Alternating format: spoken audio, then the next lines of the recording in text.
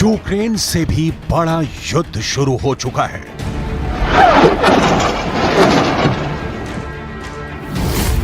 Ukraine से भी ज्यादा खून बहने वाला है।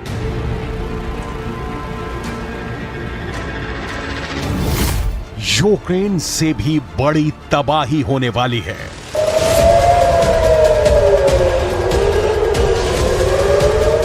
फिलिस्तीन और इजराइल के बीच सबसे बड़ी आग भड़क चुकी है और अब इस युद्ध में इतनी लाशें गिरेंगी कि ना पुतिन ने देखी होंगी ना ज़ेलेंस्की ने। इजराइल के टैंक जलाए जा रहे हैं। ये तस्वीरें इजराइल को सालों साल झटके देती रहेंगी। इजराइल में हजारों रॉकेट से हमले हो रहे हैं। इजराइल के अंदर हमास की ऐसी आग फैली कि कुछ घंटों तक तो समझ में ही नहीं आया कि हो क्या रहा है। इजराइल के प्रधानमंत्री ने कह दिया है कि अब युद्ध शुरू हो चुका है। इजराइल पर हमास के सरप्राइज हमले से पूरा इजराइल हिल चुका है। यह हमला जमीन के रास्ते हुआ है। कटीले तारों की बाढ़ काटकर हमास इजराइल में घुस चुका है। मोटरसाइकिल पर सवार यह हमलावर अचानक इजराइल में घुस गए। यह हमला समंदर के रास्ते हुआ है।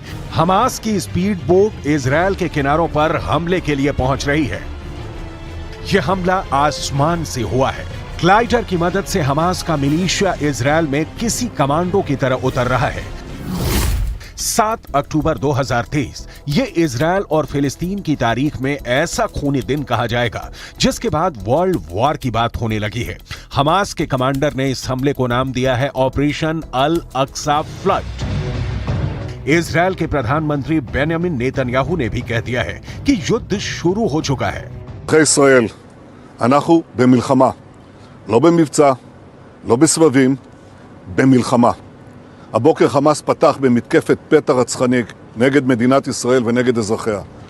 אנחנו בתוך זה משעות הבוקר המוקדמות.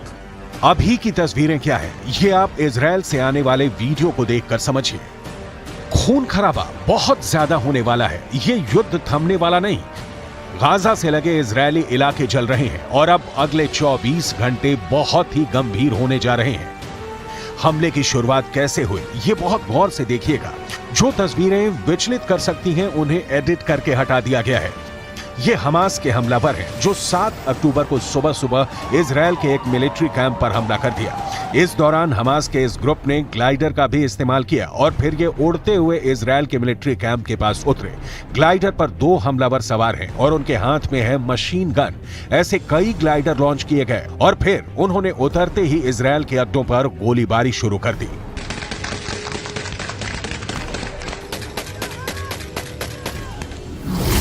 यह पिछले 50 वर्षों में इजराइल और फिलिस्तीन के बीच सबसे बड़ा युद्ध कहा जा रहा है।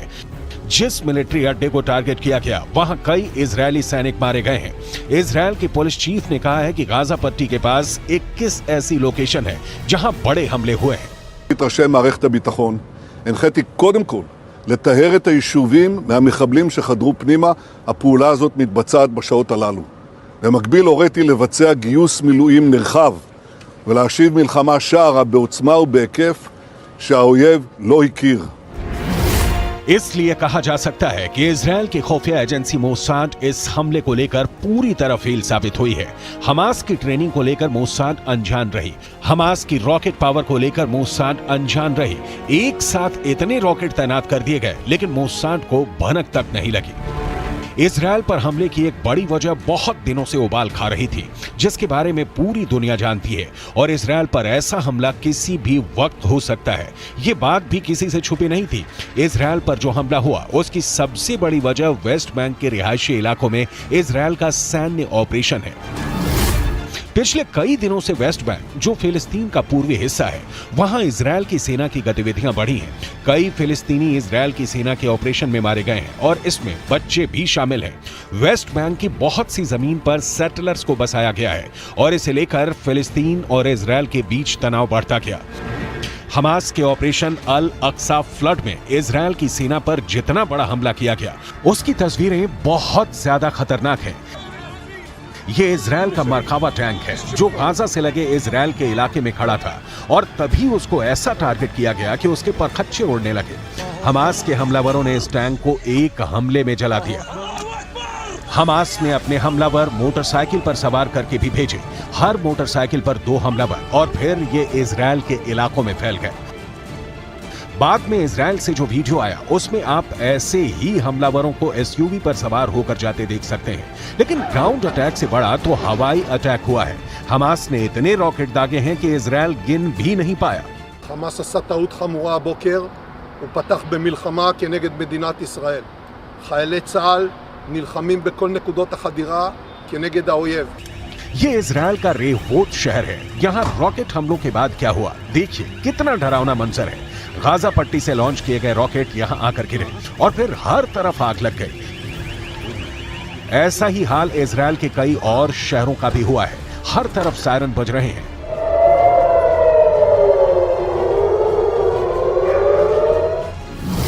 हमास ने 7,000 से ज्यादा रॉकेट एक साथ इजरायल पर चलाए हैं। 7,000 रॉकेट को रोकने में इजरायल पूरी तरह से फेल हो गया। एक तरह से उसका आयरन डोम सिस्टम एक्सपोज हो गया। פצנו כרגע את הפלחודים למילואים באד-הוק, כל כיתות הכוננות יוצאים החוצה, חסימות בכל הערים. הנחיות לתושבים כרגע להסתגר בבתים, לנעול את הדלתות, דלת נעולה, אנשים לא ייכנסו לשם, אף אחד שלא יצא החוצה, כי במקביל יש את התקפת טילים. इससे पहले आयरन डोम ने रात में भी गाजा से फायर किए गए रॉकेट को रोककर खुद को साबित किया है। नेतन्याहू ने इस सिस्टम को गाजा और आसपास में तैनात किया हुआ है। उनको पूरा यकीन रहा है कि आयरन डोम किसी भी हमले से बचा सकता है और यही कहकर नेतन्याहू ने इस सिस्टम की पूरी दुनिया में मार्केटिंग भी की है। इसका एक नमूना देख लीजिए। यह सिस्टम रॉकेट्स को आसमान में ही नष्ट कर देता है। यह है कमाल आयरन डोम का। इससे पहले जब जब फिलिस्तीनी संगठन हमास ने रॉकेट से हमला किया है, आयरन डोम का सक्सेस रेट 90% से ऊपर रहा है। यानी हर 100 रॉकेट हमलों के बाद जब आयरन डोम की मिसाइल फायर की गई तो उसने 90 से ज्यादा रॉकेट को आसमान में ही रोक दिया। इसी वजह से इस एयर डिफेंस सिस्टम को लेकर दुनिया में मांग बढ़ने लगी। ये ज़ेलेंस्की की डिमांड लिस्ट में भी आ गया। आयरन डोम 4 किलोमीटर से लेकर 70 किलोमीटर दूर से हो रहे हमलों को रोक सकता है। ये मिसाइल को भी रोक सकता है, ये रॉकेट के हमलों को भी रोक सकता है और तोप के गोलों को भी रोक सकता है। इजरायल की ये हालत देखकर कह सकते हैं कि इन हमलों को रोकने के लिए आयरन डोम फेल साबित हुआ है और वो इस्तेमाल में बहुत महंगा साबित होता है, क्योंकि 1 लाख रुपए की कीमत वाले रॉकेट या तोप के गोले को रोकने के लिए इसमें से 2 मिसाइल फायर की जाती हैं, जिनकी कीमत रेंज के हिसाब से 70 लाख से 1 करोड़ रुपए तक होती है। यानी एक रॉकेट जिसकी कीमत 1 लाख रुपए भी नहीं है, उसको रोकने के लिए इस हथियार की इतनी बड़ी कीमत हैरान करती है। 7,000 रॉकेट एक साथ मारे गए तो आयरन डोम भी फेल हो गया। आखिर वो कितने रॉकेट रोक सकता है? लिहाजा इजरायल में हुए रॉकेट धमाकों ने बहुत नुकसान पहुंचाया है।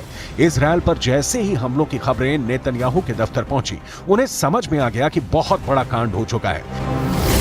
इन धमाकों ने इजरायल को 440 वोल्ट का करंट लगा दिया है। ये नेतन्याहू के लिए भी बहुत बड़ा झटका है। लेकिन सवाल है कि अब नेतन्याहू इन हमलों का जवाब कैसे देंगे? לשלם מחיר שהוא לא ידע כמותו. אני קורא בינתיים לכל אזרחי ישראל להישמע בקפדנות להנחיות הצבא, להנחיות פיקוד העורף. אנחנו במלחמה ואנחנו ננצח בה. हमास ने इजरायल के कई सैनिकों को मार डाला है तो कई को बंधक भी बनाकर गाजा की तरफ ले गए हैं ताकि आगे चलकर इजरायल से कोई डील की जा सके। लेकिन इजरायल के लिए सबसे शर्म वाली बात यह है कि उसके बहुत से बड़े हथियार इस हमले को नहीं झेल पाए हैं। इसमें यह मरकावा टैंक भी है जो हमास के हमले में ढेर हो गया और फिर फिलिस्तीन के लोग उस पर चढ़ गए। ये इजरायल का ही नहीं, पूरी दुनिया में सबसे खतरनाक टैंक माना जाता रहा है, लेकिन हमास के एक हमले में ढेर हो गया। इजरायल का मरकावा दुनिया के सबसे सीक्रेट टैंक के रूप में पहचाना जाता है, जिस टैंक के खिलाफ अचूक माने जाने वाली मिसाइल भी नाकाम हो जाती है। यह ऐसा टैंक है जिसे लेकर इजरायल ने फैसला किया है कि वो इसे कभी किसी देश को नहीं बेचेगा। जिस जलते हुए टैंक की तस्वीरें पूरी दुनिया देख रही है, उसी मरकावा टैंक को लेकर बहुत सी बातें हैं जो आज भी इजरायल की डिफेंस इंडस्ट्री के अंदर ही सीक्रेट बनी हुई हैं। दुनिया इस टैंक के बारे में बहुत सी बातें नहीं जानती है। इजरायल की भाषा हिब्रू में मरकावा का मतलब होता है रथ और अब इसी पर फिलिस्तीन के लोग सवार हैं। इजरायल की थल सेना का ये सबसे खतरनाक हथियार हमेशा इजरायल को बड़ी कामयाबी दिलाता आया है, लेकिन इस बार ये फेल हो गया। इजरायल ने अरब देशों के साथ 1967 में हुए युद्ध के बाद इसे बनाना शुरू किया। 1973 के युद्ध के बाद इसके डिजाइन में और बदलाव किए गए। 1970 के दशक में बना मरकावा 80 के दशक से ही इजरायल का मेन बैटल टैंक बना हुआ है। ये 65 टन का टैंक है। इसकी गन 120 मिलीमीटर की है। इससे एंटी टैंक मिसाइल भी फायर की जा सकती है। 1500 हॉर्स पावर वाले इंजन से ये 65 किलोमीटर प्रति घंटे की रफ्तार तक दौड़ सकता है। लेकिन जब हमास ने हमला किया तो ये टैंक जहां था वहीं खड़ा रह गया। दूसरे टैंकों की तरह इस टैंक का इंजन पीछे नहीं आगे होता है, ताकि दुश्मन के हमले के वक्त इस टैंक में बैठे सैनिक सुरक्षित रहें। लेकिन हमास के हमले के बाद इस टैंक से इजरायली सैनिकों को मुर्दा हालत में बाहर निकाला गया। वो तस्वीरें आपको विचलित कर सकती हैं, इसलिए उसे शामिल नहीं किया गया है। ये एक इन्फेंट्री फाइटिंग व्हीकल के तौर पर भी काम करता है, लेकिन इस टैंक को बचाने वाला बड़ा सिस्टम आयरन डोम की तरह ही नाकाम साबित हुआ। इजरायल के इस टैंक में अमेरिका के एब्रम्स टैंक वाली कई तकनीक जोड़ी गई है, ताकि ये दुश्मन के अटैक से बच सके। ट्रॉफी एपीएस यानी एक्टिव प्रोटेक्शन सिस्टम मिलने के बाद इसकी डिफेंसिव पावर कई गुना बढ़ गई है। ये इसे एंटी टैंक गाइडेड मिसाइल से बचाता है। ये टेक्नोलॉजी अब आधुनिक टैंकों के लिए बहुत जरूरी बन चुकी है। इसी टैंक के जरिए इजरायल अपने 4 बड़े दुश्मनों को रौंदने की ताकत रखता है और उसके लिए हमेशा तैयार भी रहता है।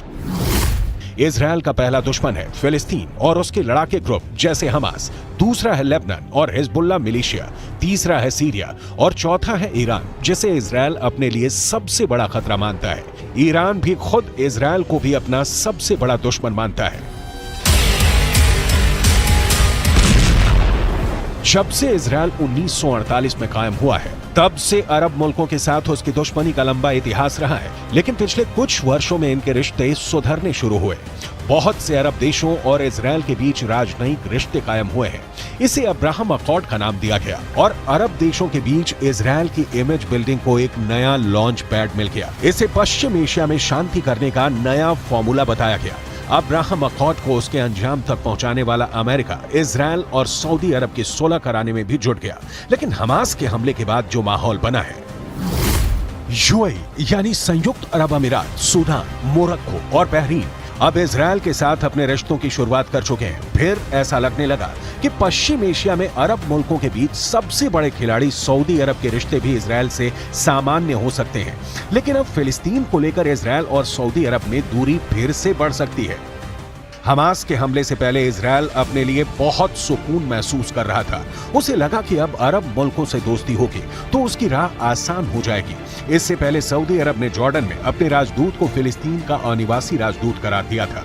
राजदूत को यरूशलेम में काउंसल जनरल के तौर पर भी काम करने की जिम्मेदारी दी गई। लगा कि इजरायल के साथ रिश्तों को सामान्य करने की जो कोशिश पहले हुई है, उसमें सऊदी अरब ने एक नया पेंच फंसा दिया है, क्योंकि ये भी कहा गया कि यरूशलेम राजदूत के लिए राजनयिक बेस भी होगा।